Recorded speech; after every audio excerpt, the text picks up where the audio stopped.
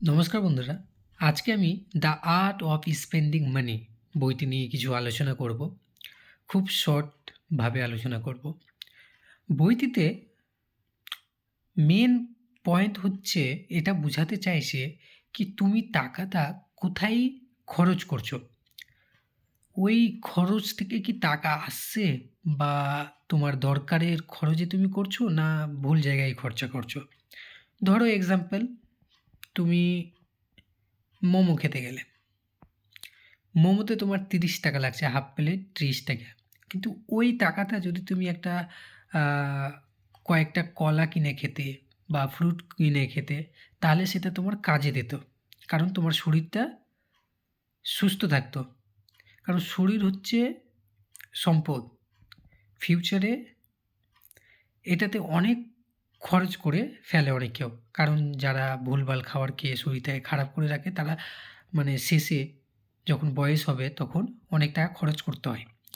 তাই জন্য আমি বলছি কি যেখানে এক টাকা তুমি কোথায় খরচ করছো সেটা চিন্তা ভাবনা করো কি এখানে খরচা করা কি আমার মানে প্রয়োজন ছিল না প্রয়োজন ছিল না? না ভুলভাল মানে আ কোনো প্রয়োজন নেই আমি খরচ করে দিলাম। এটা দেখতে হবে। তুমি সেখানে ওই এক্সাম্পলটা দিয়ে বুঝালাম ৳৩০ র মোমো না খেয়ে তুমি ৳৩০ র কলা কিনে নিয়ে যেতে পারি। বা তুমি আ আর কিছু টাকা লাগিয়ে দই নিয়ে নিতে, দই কিনে নিয়ে যেতে। ওটা খেতে তাহলে তোমার শরীরটা ঠিক থাকতো। তো এটা হচ্ছে একটা এক্সাম্পল দিয়ে বুঝালাম। কিন্তু এইরকমভাবেই আমরা লাইফে টাকা খরচ করি ভুলভালে। মানে একটা নিজের একটা মনের ইচ্ছা কি হ্যাঁ, আজকে এটা খেয়ে নিই, ওটা খেয়ে নিই। এগুলোতে খরচা করি। আজকে এটা নিয়ে নিই, ওটা নিয়ে নিই, এই শার্টটা নিয়ে নিই, এই ব্র্যান্ডের এই জুতোটা নিয়ে নিই। তো এগুলোতে আমরা ভুলভাল খরচ করি। তো খরচ করার আগে একবার ভাবতে হবে কি হ্যাঁ, আমরা কি ঠিক জায়গায় খরচ করছি না ভুল জায়গায় খরচ করছি?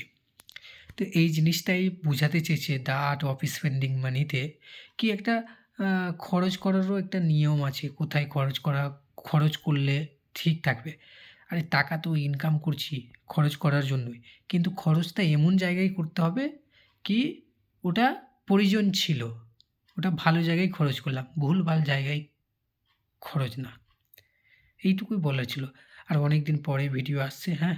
এবার কন্টিনিউ করব। দেখা যাক।